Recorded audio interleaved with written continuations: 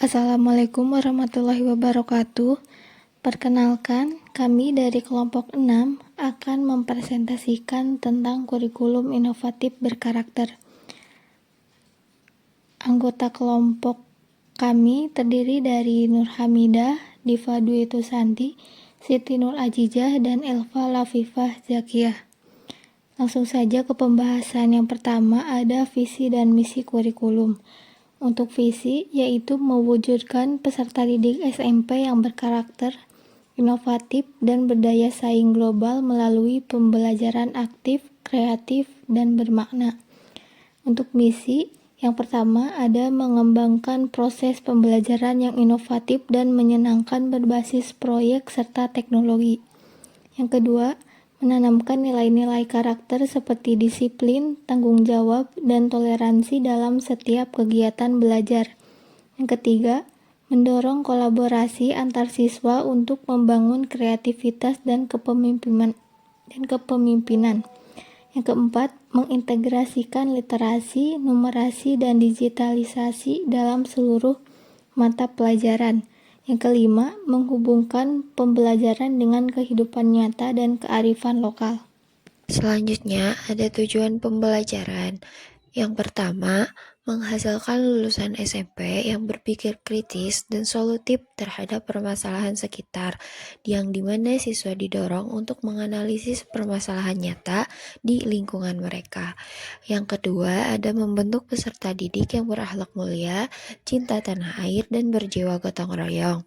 Yang ketiga, membekali siswa dengan kemampuan literasi, numerasi, dan digital dasar. Dan yang selanjutnya, mengembangkan kemampuan inovatif melalui proyek tematik lintas mata pelajaran. Dan yang terakhir, mempersiapkan siswa melanjutkan ke jenjang pendidikan yang lebih tinggi dengan kompetensi abad 21. Yang selanjutnya ada landasan kurikulum.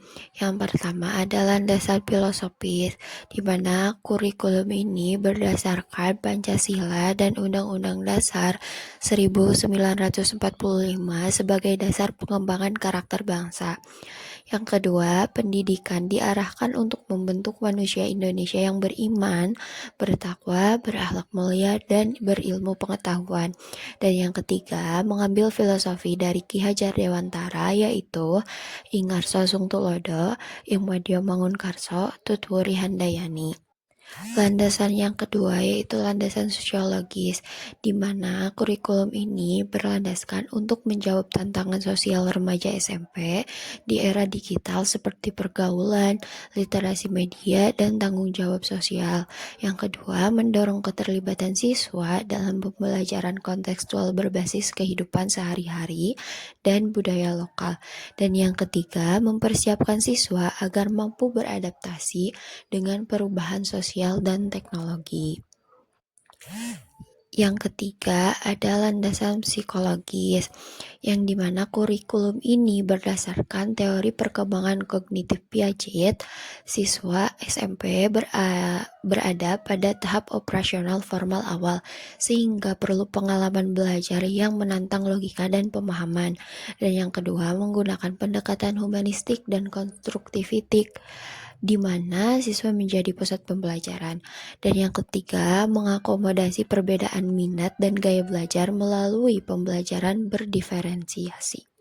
Dan yang terakhir adalah landasan yuridis, yang dimana kurikulum ini berdasarkan Undang-Undang Nomor 20 Tahun 2003 tentang Sistem Pendidikan Nasional, Permendiknas Nomor 22 Tahun 2006 tentang Standar Isi, dan yang terakhir Permendikbud Nomor 13 Tahun 2024 tentang penguatan profil pelajar Pancasila. Terdapat 6 poin dalam prinsip pengembangan kurikulum.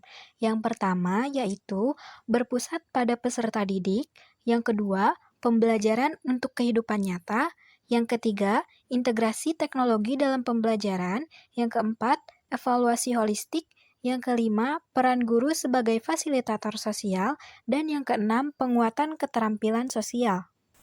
Struktur kurikulum 1. Bidang studi pendidikan agama dan budi pekerti atau pendidikan agama Islam, Kristen, Hindu, Buddha, dan Konghucu. Yang kedua, pendidikan Pancasila dan Kewarganegaraan atau PPKN.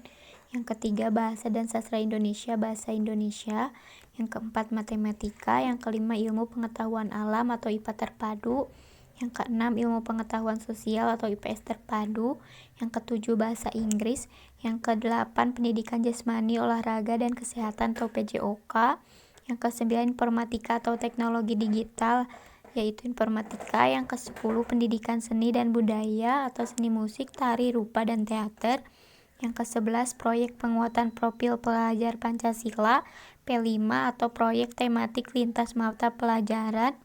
Yang ke-12, Muatan Lokal atau MULOK, yaitu bahasa daerah atau keterampilan lokal. Kesimpulannya, kurikulum inovatif berkarakter atau KIB untuk jenjang SMP dirancang agar siswa tidak hanya pintar secara akademik, tetapi juga memiliki karakter yang baik.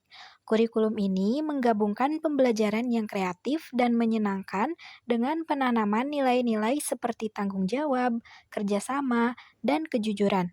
Dengan pendekatan yang lebih fleksibel dan berpusat pada siswa, KIB diharapkan mampu menciptakan suasana belajar yang aktif dan bermakna, sehingga peserta didik siap menghadapi tantangan dan perubahan di masa depan.